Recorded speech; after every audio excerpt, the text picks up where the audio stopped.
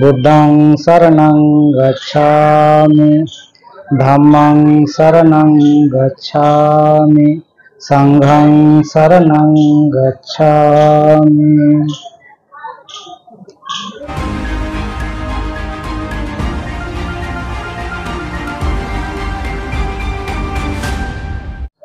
आज का जो विषय कि आधुनिक समय में बोध चित्त शरणगमन बुद्ध धम्म उसकी प्रासंगिकता आवश्यकता है कि नहीं, ये बहुत ज़्यादा महत्वपूर्ण है। कल परसों 2 दिन जब चर्चा हुई तो उसमें शरणगमन क्या है, क्यमडो सेंके, इनके बारे में आप लोगों ने सुना समझा, और मैं देख रहा था कि आप सभी भाई बहन, इवन हमारे भिक्षुड़ी संघ भी बहुत अच्छी तरह से सुन रहे थे, उसको समझने की कोशिश कर रहे थे। जो शरणगमन और बोध चित्त प्रासंगिक है कि नहीं, आवश्यक है कि नहीं, अगर आवश्यक है तो वो किस प्रकार से है, ये हमें समझने की जरूरत है। तो भगवान बुद्ध ने आज से 2600 साल पहले, लगभग 2675 वर्ष के पहले उन्होंने ये उपदेश दिया। तब से निरंतर उनके वचनों का जो संदेश है, जो उनका करुणा मैत्री अहिंसा का जो संदेश है, जन जन तक पहुंचा। कभी भी बुद्ध के शासन ने, बुद्ध के अनुयायियों ने बौद्ध परंपरा में परिवर्तित करने के लिए किसी को दबाव नहीं डाला।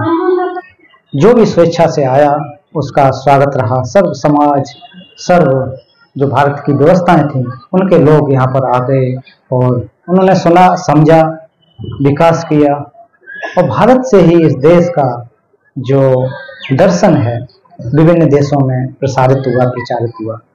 आज के समय में जहाँ पर हम टेक्नोलॉजी के समय में जी रहे हैं, युद्ध के समय में हम जी रहे हैं, जहाँ पर एक से एक हथियार, खतरनाक हथियार बनाने की जो होड़ लगी है, ऐसे समय में क्या वास्तव में जरूरत है इसकी, ये हमें समझने की जरूरत है।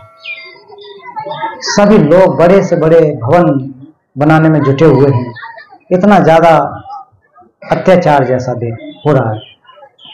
जिस समय हम लोग यहाँ पर बैठ के चर्चा कर रहे हैं और कोशिश कर रहे हैं कि कुछ मन की शांति मिले, उसी समय आप विश्व में ऐसे भी स्थान हैं जहां पर लोगों की हत्याएं हो रही हैं, जाने जा रहे हैं, और बहुत ही आसान तरीके से, बहुत ही क्या कहते हैं, बिना कुछ सोचे समझे उनकी आराम से जान ले लेते हैं। किसी सिंह या भालू किसी की अगर हत्या हो जाए तो वो अखबारों में छप जाता है कि देखिए ऐसे मनुष्यों ने उसको मार दिया, ऐसा कर दिया, वैसा कर दिया, इतना खतरनाक था, वैसा था, कुल मिलाकर।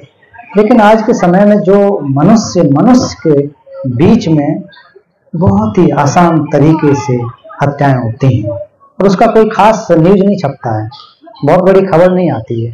विदेशों में देखिए, विदेशों में मतलब अभी इजराइल और गाजा का सीन देखें, और इसके अलावा रशिया और यूक्रेन का हालात को देखें। छोटे छोटे बच्चों को लेकर, जिनका तो कोई कसूर तो नहीं था, उनको तो पता भी नहीं था कि हमारा आखिर को कसूर क्या, उसमें क्या उन्होंने गलती की है। तो ऐसे लोगों को भी बिना सोच समझे बहुत ही आसानी की तरह से, वो इसलिए कि मेरा देश या मैं, जो एक भावना बनी है, इस वजह से। तो इससे हासिल क्या होगा कि विश्व में शांति किसी को मारने से संभव हो सकती है? संभव नहीं है। सम्राट अशोक उस समय अगर देखें तो बहुत ज्यादा क्रूर राजा समझा जाता था। तो उनका जो उद्देश्य होता था, एक ही होता था कि मुझे विजय चाहिए, जीत चाहिए, चाहे वो छल से मिले या बल से मिले, ये उनका सिद्धांत था। और बहुत सारे लोगों की हत्याएं करते थे। एक दिन आप उस घटना से पता नहीं कितने लोग परिचित होंगे कि कलिंग युद्ध के समय उन्होंने देखा कि एक भिक्षु मंक दूर पहाड़ पर वो टहल रहा है, वो जा रहा है बहुत शांत तरीके से। तो उनसे जब पूछता है कि आखिर ये कौन व्यक्ति है, ये कौन है जो कि हमसे डर ही नहीं रहा है, बहुत आसानी से बिल्कुल सर पे बाल नहीं है, कम से कम वस्त्र ग्रहण किए हैं, लेकिन निर्भय होकर के वो जी रहा है, चल रहा है। बाकी के लोग तो मेरे नाम सुनकर के ही भाग रहे हैं। तो फिर उनको समझा कि ये बुद्ध के शिष्य हैं, ये भिक्षु हैं। तब उन्हीं को देखते हुए वो बुद्ध धर्म में परिवर्तित हो गए थे। तो उन्होंने समझ लिया कि जो हम अत्याचार कर रहे हैं उससे पूरे विश्व को जीता नहीं जा सकता है। पाल जो धम्मपद में कहा जाता है कि नए बेरे में बेरानी सम्मति कुदाचन अवेरण सम्मति इस धम्मो सनातन, मतलब बैर से बैर कभी शांत नहीं हो सकता, अवैर से ही अवैर शांत हो सकता है। और यही प्रकृति का नियम है, यही जो पूर्व से आया हुआ व्यवस्था है। जो आजकल तो हालांकि उसमें जो सनातन शब्द को लेकर के क्या क्या बवाल होता है, लेकिन वास्तविक अर्थ जो है जो प्राकृतिक रूप से चला आया हो, समय के अनुसार उसका आयतन जो हो, निरंतरता उसमें रही हो, तो प्रकृति का नियम है जो निरंतर चला रहा है। हवा जो चल रही है वो हवा निरंतर बहेगी, उसका स्वभाव शीतलता ही होगा, ठंडा करना ही होगा। जल का स्वभाव ठंडा ही होगा, आग का स्वभाव हमेशा गर्म ही होगा। ये उसकी शीतलता है, माफ कीजिए, उसकी स्वभावता है। यही धर्मता है, यही धर्म है, यही प्रकृति है। हम लोग जो धर्म बात कहते हैं, आखिर धर्म क्या है? धर्म मतलब प्रकृति, जो उसका स्वभाव, जो अपने स्वभाव को धारण करे वही धर्म है। लेकिन हम लोग उसको समझ नहीं पाते हैं, समझते हैं कोई बाहर की चीजें, मूर्ति, ये सब चीजें, ये सारा धर्म है। ये हम गलती करते हैं, ये नहीं है स्वभाव। तो बुद्ध का धर्म प्रकृति का धर्म है। बुद्ध ने हमेशा प्रकृति के साथ अपने आप को जोड़ करके देखा, जन्म से लेकर के निर्वाण तक। आखिर वो उनका पेड़ के नीचे ही सारा का सारा जीवन क्यों गुजरा? कहीं भी उपदेश देते समय वो पेड़ के नीचे, वृक्ष के नीचे ही क्यों देते थे? तो हम जो हैं प्रकृति के साथ इस प्रकार से जुड़े हैं। तो कुल मिलाकर के इस चीज को हमें समझना पड़ेगा कि हम इससे दूर नहीं हैं, यही हमारा स्वभाव है। मृत्यु और जीवन में सांस जो हम लेते हैं उसमें एक गैप का फर्क है। जो हम रेगुलर रूप से सांस ले रहे हैं, अगर एक सांस रुक जाए तो हम मृत हैं, डेड हैं। तो यही निरंतरता, यही प्रकृति है। अब इसको कोई धर्म बदल नहीं सकता, बुद्ध भी नहीं बदल सकते हैं। वो तो चलेगा, वो तो चलता रहेगा, निरंतरता रहेगी, इसको कोई रोक नहीं सकता। तो आज के समय में आखिर इसकी जरूरत है कि नहीं, ये हमें सोचना पड़ेगा। आखिर को हम लोग क्या चाहते हैं? अपने कभी पूछें, क्या चाहते हैं हम लोग? सुख चाहते हैं, शांति चाहते हैं, कितने दिन के लिए चाहते हैं? पूरा जीवन के लिए ना। तो पूरा जीवन, किसी का जीवन 100 वर्ष है, किसी का 80 वर्ष है, पूरा जीवन भी चाहते हैं। लेकिन फिर भी हम बीच बीच में जो रोजमर्रा के जो हंगामे कर रहे हैं उससे क्या फायदा है? इतना ज्यादा हम परेशान हो रहे हैं, मेरा तेरा उसका, ये मेरा कर दिया उसने कर दिया, तो इससे क्या मिल रहा है? फिर आपसे ये अगर काउंटर क्वेश्चन करूं, ये चीज कहां से मिलेगी अगर शांति आप चाह रहे हैं? अपने आप से। जब अपने आप से मिलनी है तो फिर बाहर ढूंढने की कोशिश क्यों करी जा रही है? अगर सुख शांति बाहर मिलती तो निश्चित रूप से जो अमीर लोग हैं वो खरीद लेते, जो आम जनता उसको कभी सुख शांति नहीं मिल सकती थी। पैसे से खरीदी जाती, बाहर से अगर ली जाती तो वो अधिकार कर लेते। जैसे आज जल पर अधिकार है, आज प्राकृतिक रिसोर्स पर अधिकार हो रहे हैं।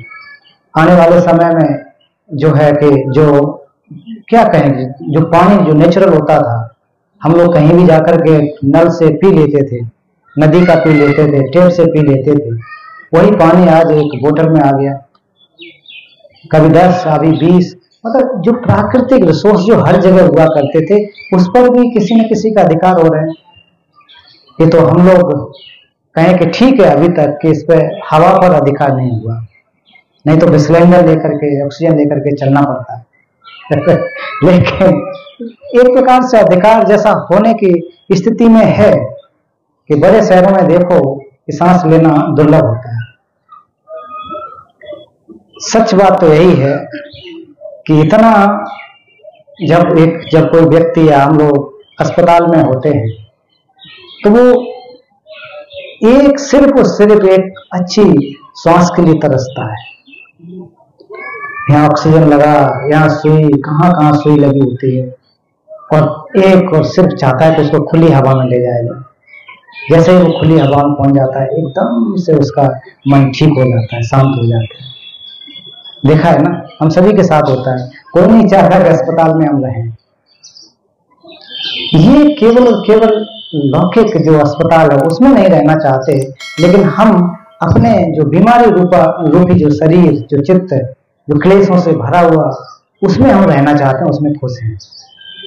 कितनी गलती कर रहे हैं, अंदर सब कुछ जान रहे हैं। 2 दिन पहले बताया कि बोध चित्त उत्पन्न करना पड़ेगा।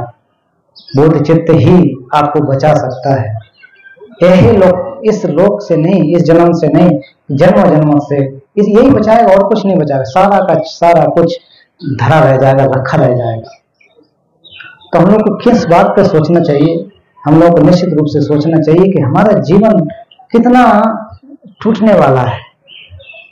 हम लोग जब ट्रेवलिंग करते हैं तो बॉक्स पे लिखा देते हैं, इस पे लिख दो फ्रेजाइल, लिखा देते हैं ना, टूटने वाला, टैग लगा देते हैं। हैंडल विद केयर लिख देते हैं ना, तो सावधानी से रखना।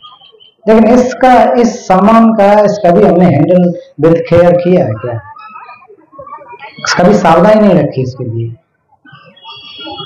आज के समय में परम पावन जी का दूसरा विचार आया है कि अभी तक हम लोग केवल और केवल जो फिजिकल हाइजीन की बात करते थे कि हम शरीर को ठीक रख सकें, शरीर को बढ़िया दिखा सकें, उसके लिए तमाम तरह की क्रीम, तमाम तरह के साबुन, बहुत सारी चीजें आ गई। जहां देखो स्टोर में तो चीजें केवल उपभोग जो शारीरिक रूप से है उसके लिए है।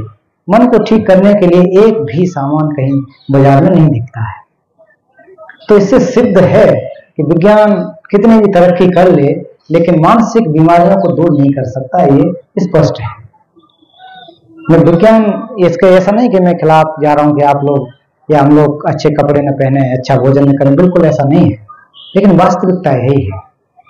हम लोग कितना ध्यान देते हैं कि बाहरी चीजों में बहुत ज्यादा लिप्त होते हैं, इतना ज्यादा इकट्ठा कर लेते हैं, संचय कर लेते हैं कि बाद में वही बोझ बन जाता है, हमारे लिए वही बोझ बन जाता है।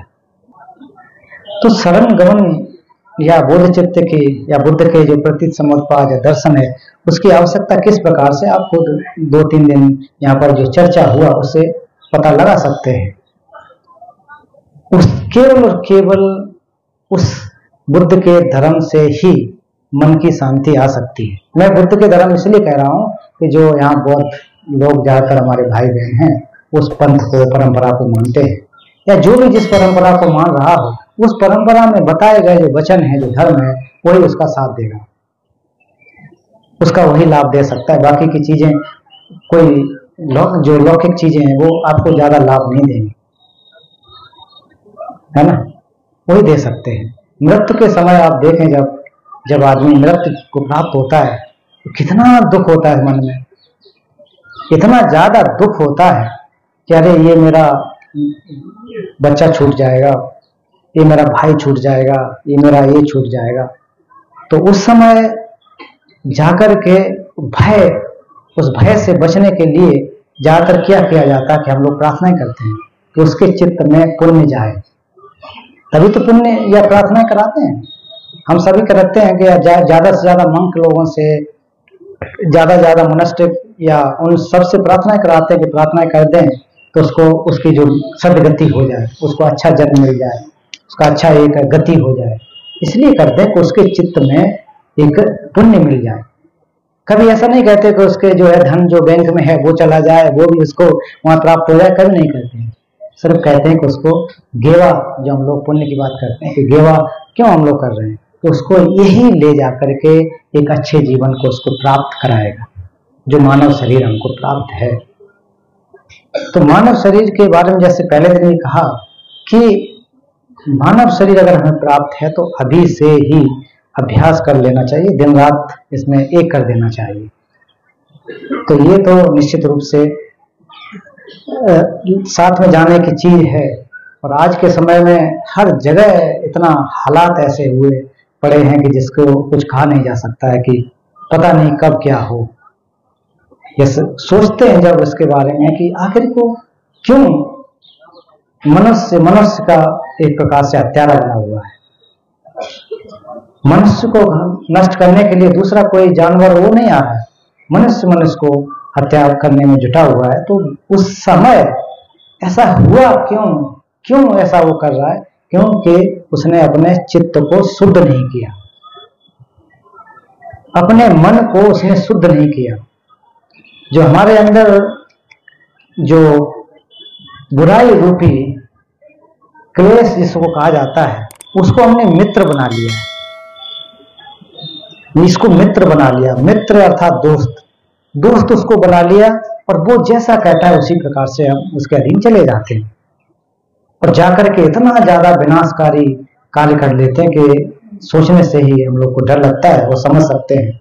कभी देखा होगा कि कोई हत्या करता हो तो बहुत खुश होकर के मुस्कुराते हुए हत्या करता है, ऐसा नहीं होता ना। उसके चित्त में क्रोध उत्पन्न होता है। तो क्रोध उत्पन्न होने के बाद उसकी मनोदशा को आप देखें या हम समझें तो किस प्रकार की स्थिति बन जाती है। तो माध्यमिक अवतार में कहा गया है कि पुण्य जो हम लोगों ने संचय किया है जन्मों जन्मों तक का, एक क्षण के लिए अगर क्रोध उत्पन्न हो जाए तो वो आपके पुण्यों को नष्ट कर देता है। कई जन्मों से पुण्य जो आया एक क्षण के लिए, एक क्षण में नष्ट हो सकता है।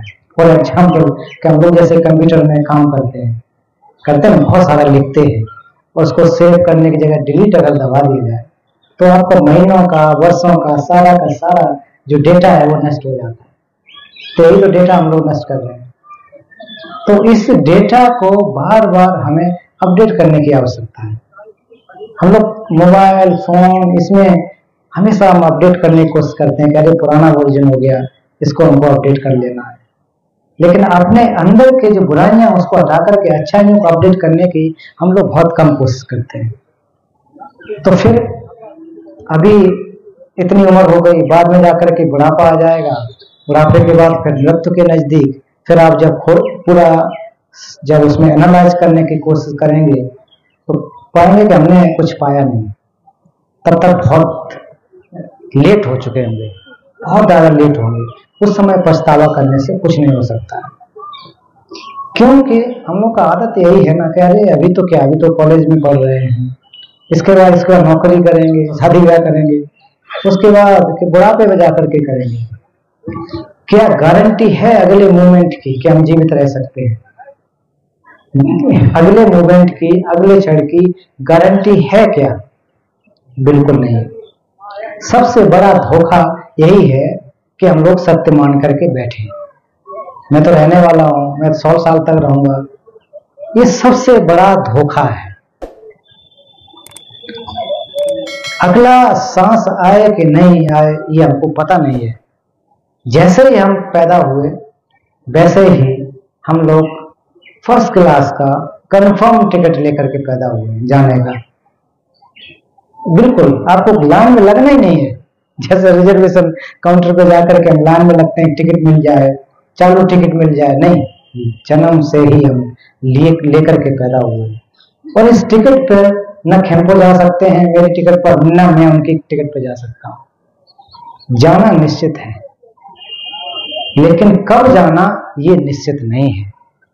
तो जब तक हम जाएं उससे पहले सिर्फ और सिर्फ बचाएगा तो ये धम्म ही बचा सकता है, बाकी कुछ नहीं बचाएगा। कोई इंजेक्शन अभी तक नहीं बना है दुनिया में कि जो आपके मन को ठीक कर दे। कोई विज्ञान सफल नहीं हुई है कि जिसने ऐसी दवा बना दी हो कि दवा खाते ही एकदम से आप निर्वाण को प्राप्त हो जाए। कोई भी नहीं, कुछ भी नहीं। मन की प्रकृति बहुत ही साफ है। अभी जैसे आकाश आप देख रहे हैं, आकाश एकदम क्लियर है, हम इसको अच्छी तरह से देख सकते हैं। चिड़िया उड़ते देख सकते हैं, ऊपर जहाज अगर जा रहे हैं तो उसको भी देख सकते हैं, रात में तारे भी बढ़िया दिखाई देते हैं। ये आकाश की अपनी प्रकृति है, ये हमेशा ऐसा ही दिखता है। लेकिन अभी जब बादल आ जाते हैं तो न तो सूरज दिखता है, न चांद दिखता है, न उसके तारे वगैरह कुछ भी नहीं दिखते हैं।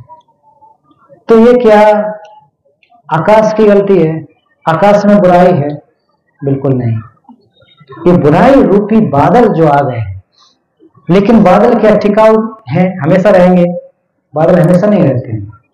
या तो बारिश आएगी उसके बाद वो खत्म हो जाएंगे, या तो फिर हवा के आने से वो उड़ जाते हैं। लेकिन आकाश की प्रकृति हमेशा वैसी ही रहती है। इसी प्रकार से हम लोगों के चित्त की स्थिति भी वैसी ही है। चित्त का स्वभाव एकदम से क्लियर है, क्लीन है, लेकिन उसमें जो गंदगी मिली हुई है वो हमारे राग, द्वेष, मोह, जो 3 प्रकार के विष हैं, उनके मिलने की वजह से ये पूरा गंदा हो गया। तभी तो हम ध्यान करते हैं। जब ध्यान क्यों करते हैं? आखिर को ध्यान इसलिए करते हैं कि मन के अंदर जो गंदगी है वो निर्मल हो सके, स्वच्छ हो सके। फॉर एग्जाम्पल, ये देखिए पानी कितना साफ है। अब इसमें एक मुट्ठी पानी मिट्टी मिला दूं और इसको हिला दूं तो कैसा दिखेगा? ये गंदा हो जाएगा। और इसी को हम पानी को रख दें तो धीरे धीरे धीरे धीरे जो डस्ट है नीचे बैठ जाएगी, गंदगी नीचे बैठ जाएगी। तो हमारे चित्त के अंदर जो राग, द्वेष, मोह के स्तर जो जमे हुए वो गंदगी है। जब हम इसको प्योरीफाई ध्यान करके समर्थ विपස්සना करते हैं तो उसको धीरे धीरे धीरे फिल्टर करके बाहर कर देते हैं। फिल्टर का ही तो काम है, वहां फिल्टर ही तो कर रहे हैं। अपना मन ठीक नहीं हो रहा तो उसको समर्थ में या एक जगह पर उसको लगा करके चिंतन करते हैं, फिर उसके बाद जाकर के और समझने का अच्छा ये किस प्रकार से है, ये क्यों है, तो एनालाइज करते हैं। तो ये सब चीजें कहीं बाहर से नहीं है कि ये तो बहुत ज्यादा जो पढ़े लिखे लोग हैं या फिर अमीर लोग हैं या जो सन्यासिनी हैं उन्हीं के बस के लिए हम गृहस्थ लोगों का काम है। ये गलत सोच है। ऐसा नहीं है कि आप अगर वर्तमान समय में रह सकें, अपने चित्त को स्थिर रख सकें तो वही सच्चा ध्यान है। क्योंकि हमारे मन की प्रकृति जो है हमेशा हमेशा 2 कालों में जाती है, या तो भविष्य में जा रही या अतीत में जा रही। तो अतीत तो चला गया और भविष्य अभी आया नहीं, तो हम क्यों इसमें जूझ रहे थे?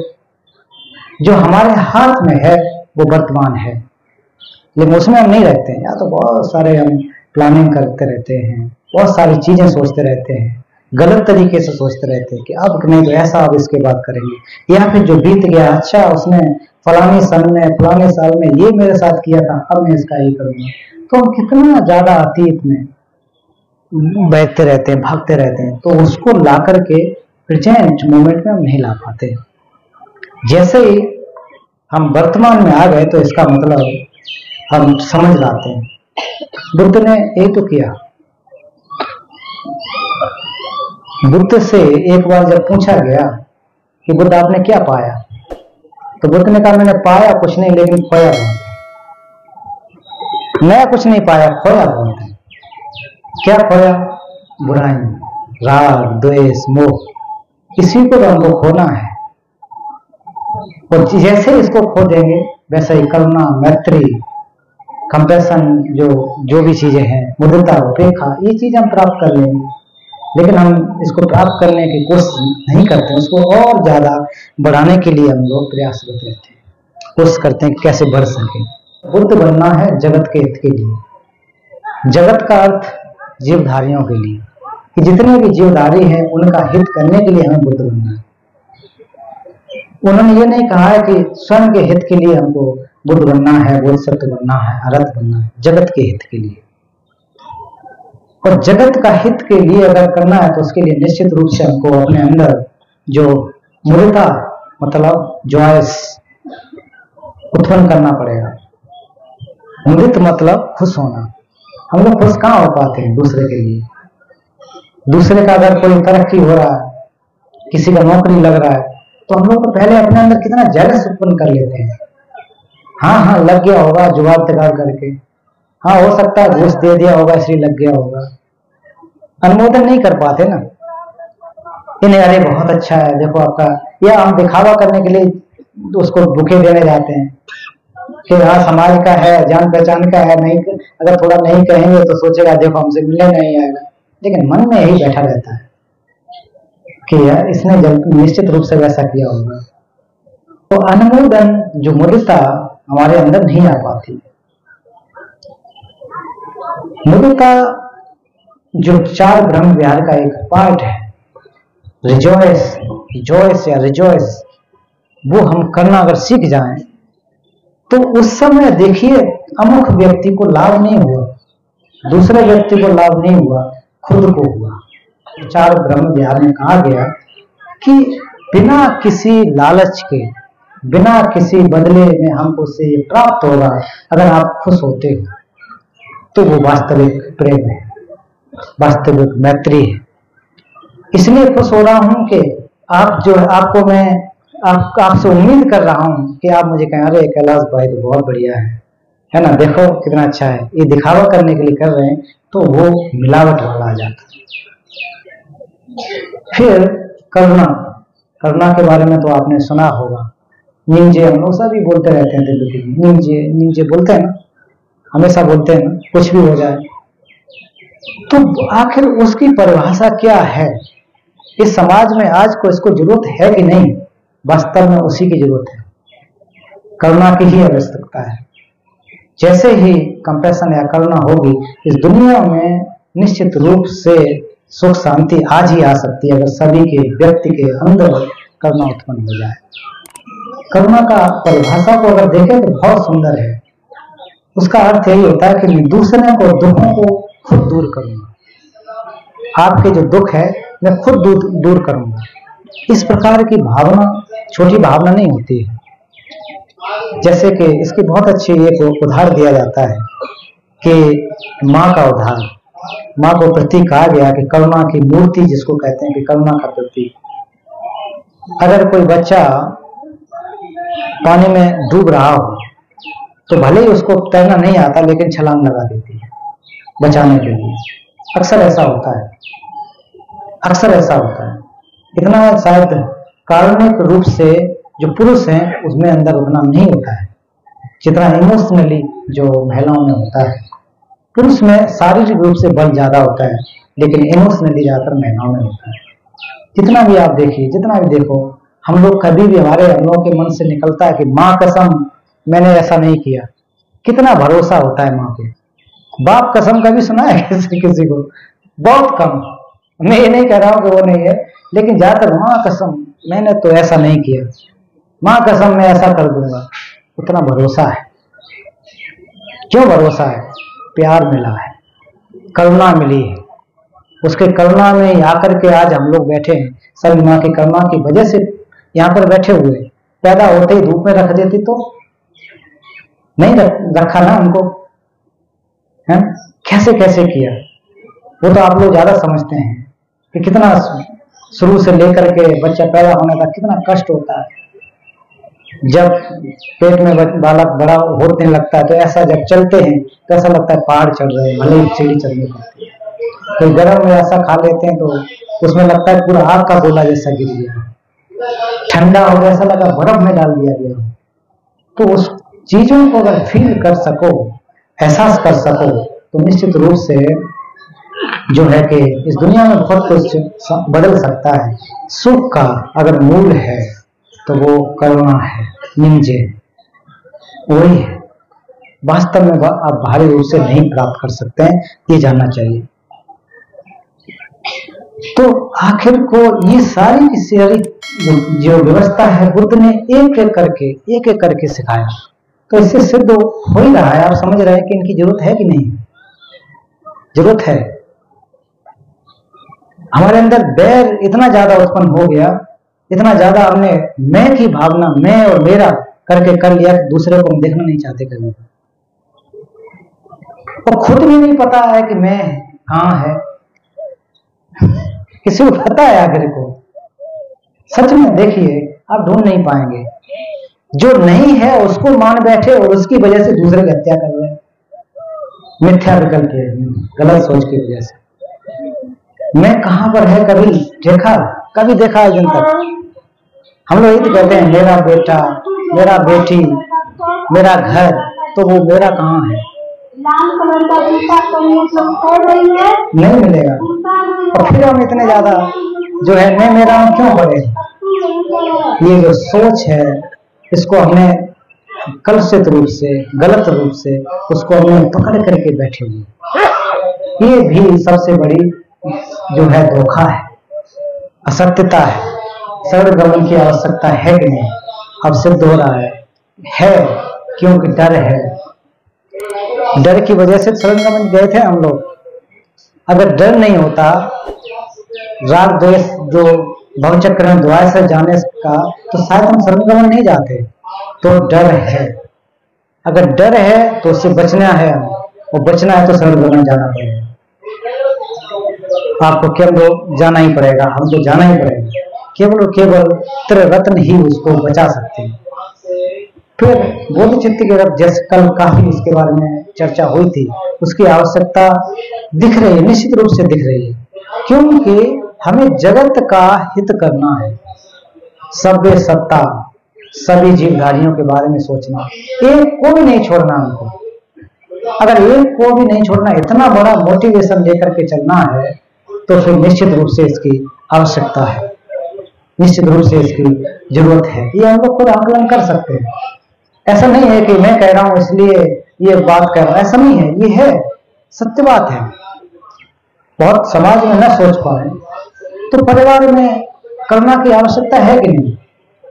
बोध चित्त की आवश्यकता है, पर परिवार के सदस्यों के साथ अगर हम अच्छे से रहेंगे तो फिर किसी भी प्रकार का कोई झगड़ा नहीं होगा, किसी प्रकार की कोई दिक्कत नहीं हो सकती, और खुशी से रह सकते हैं। थोड़ा सा दायरा और अगर बढ़ा लेते हैं तो पड़ोस के लोगों को भी आवश्यकता है, उससे थोड़ा सा और बढ़ाएं तो हमारे गांव के लोगों को देखें, उनको भी उसी चीज की आवश्यकता है। उनकी भी बीमारी वही है जो हमारी बीमारी है, और उनके लिए भी वही दवा है जो हमारे लिए दवा है।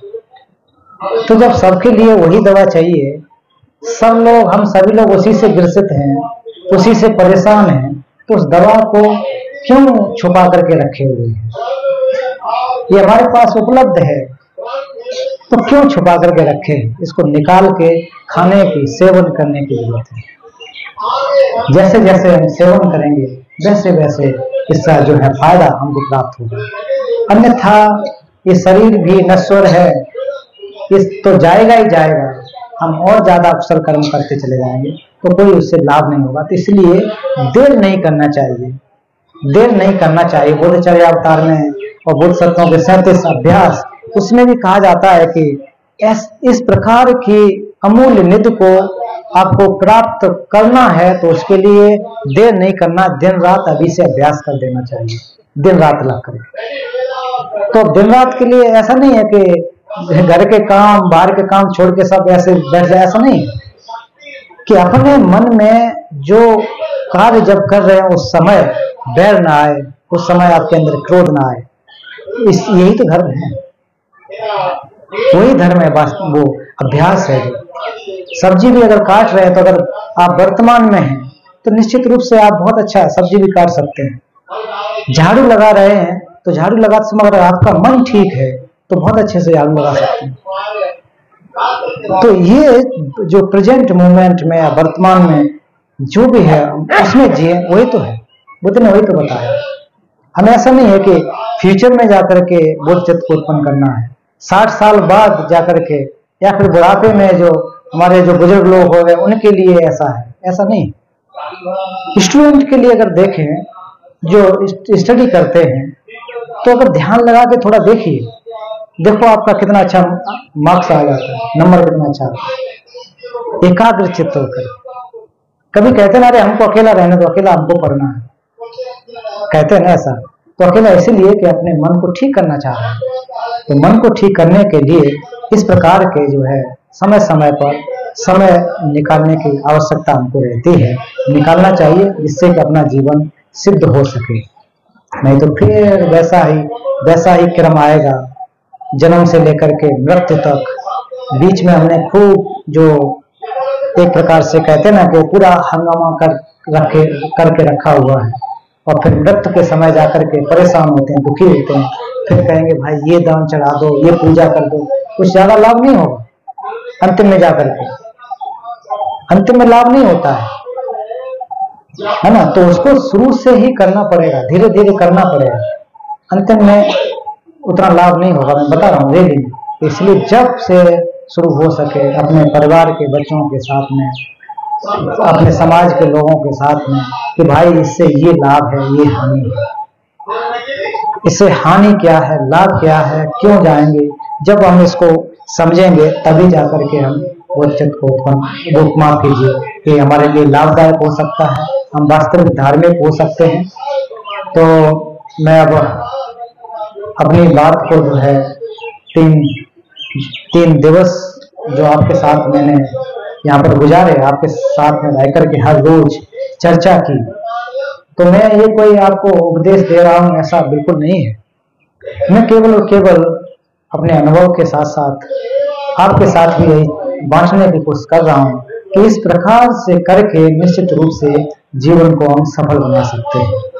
और कोई शॉर्टकट नहीं है इसके लिए, और कोई अच्छी दवा भी नहीं है इसके अलावा, न कोई धन है, न कोई पद प्रतिष्ठा है।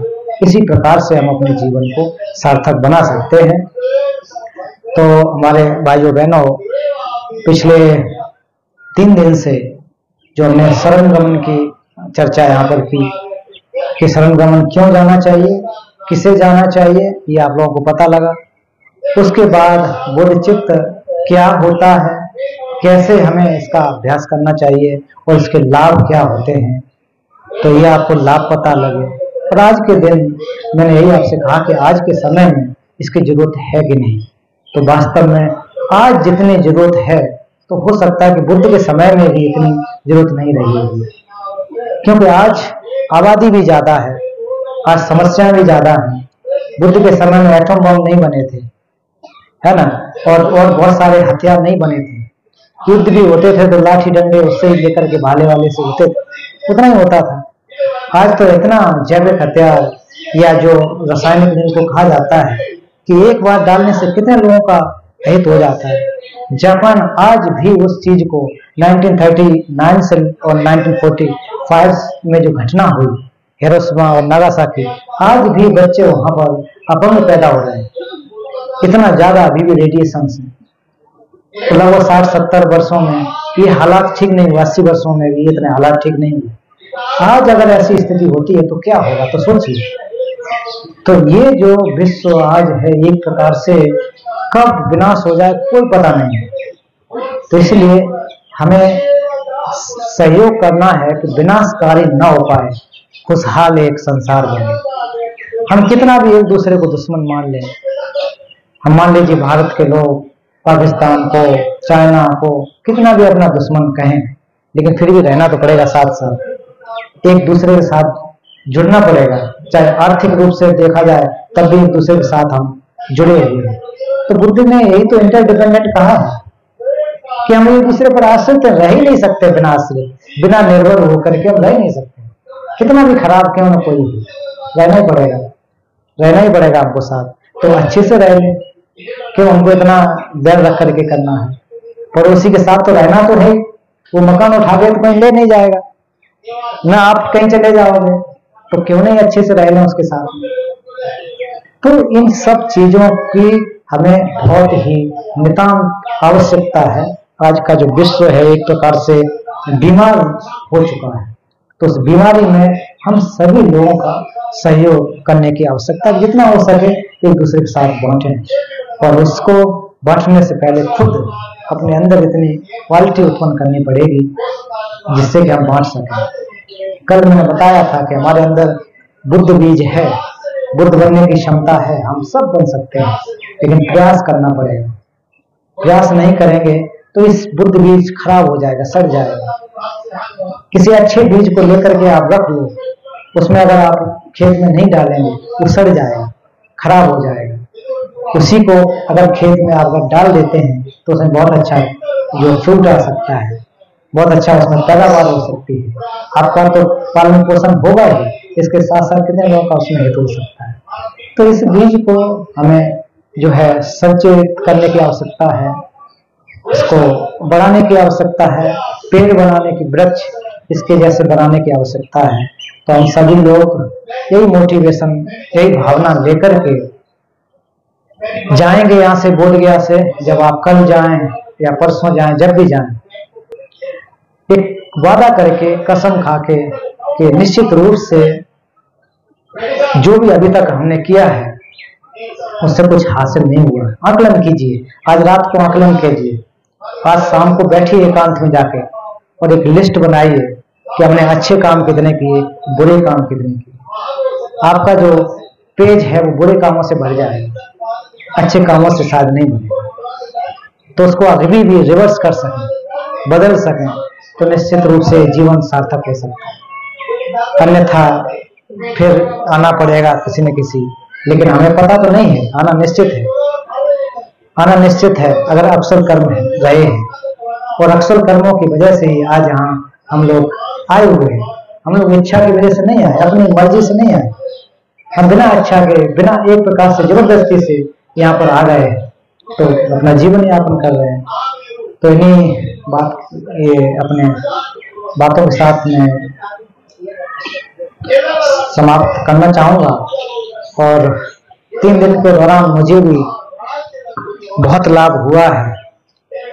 आप लोगों को लाभ हुआ कि नहीं मैं नहीं कह सकता, लेकिन मुझे निश्चित रूप से लाभ हुआ है। आपके सामने बात करके, बोधि वृक्ष के नीचे बैठ करके पुण्य का संचय प्राप्त किया, तो वो मेरे लिए बहुत ही हितकर है और आप लोगों के लिए भी हितकर हो, ऐसी मैं प्रार्थना करता हूँ।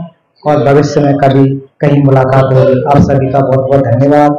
आयोजन समिति जो हमारे ग्रीन तारा फाउंडेशन के पासंग भाई साहब, पासंग भुटिया भाई साहब, खेमपोला और इनके सहयोगी जो भी इस कार्य में लगे हैं, इस मंगल कार्य में लगे हैं, उन सभी का बहुत बहुत अनुमोदन मैं करता हूँ। और आपको इस प्रकार से कार्य करते रहें, हमारे खेमपोला दीर्घायु को प्राप्त हों। इसके साथ साथ जो भी गुरु हैं, परम पावन जी से लेकर के चारों परंपराओं के बड़े गुरु, सभी लोग, उनका जीवन दीर्घायु को प्राप्त, धर्म चक्र प्रवर्तित करते रहें और हम लोगों का कल्याण होता रहे। यही मैं समाप्त करना चाहता हूँ। सभी का धन्यवाद होता है।